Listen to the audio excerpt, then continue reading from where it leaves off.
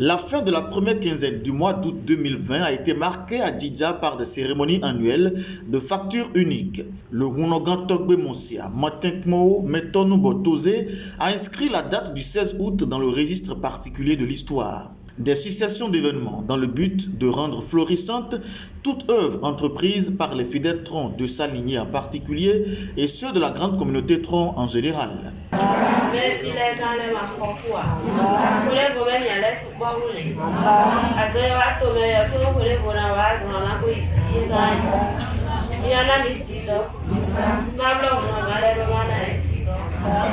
Le but était également de purifier tous les adeptes après plusieurs mois de jeûne à travers des béliers offerts en sacrifice à l'esprit tronc. Le geste était le signe de leur reconnaissance pour la protection que Papa Koundé, le guide spirituel des fidèles troncs, leur a donnée durant toute l'année. Le tout s'est déroulé dans le strict respect des gestes barrières. Tous les fidèles et grands dignitaires de tronc présents ont aussi contribué à la réussite de l'événement par leur discipline.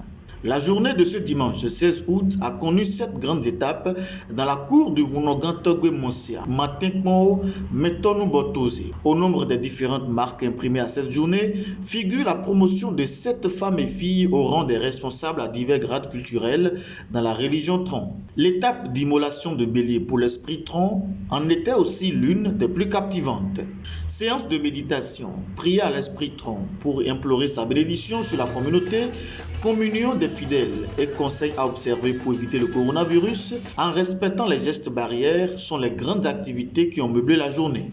Ça se commune avec une cérémonie familiale qui est pour but de se rappeler en mémoire de notre feu Père, Père spirituel, Père très saint, Rounogan Matinkmo Monsia.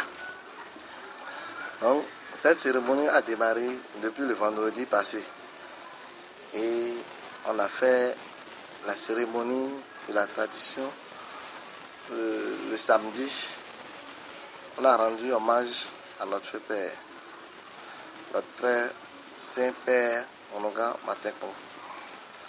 Aujourd'hui, nous voulons remercier l'esprit tronc en lui offrant des béliers. Pour les fidèles, en l'occurrence les grands dignitaires, c'est un sentiment de joie qui les anime, en témoigne ce Rounogan. Le sentiment qui m'anime actuellement, c'est un sentiment de joie. Et puisque je suis arrivé à me ressourcer encore davantage, la manière dont s'est déroulée les cérémonies m'a tellement sidéré.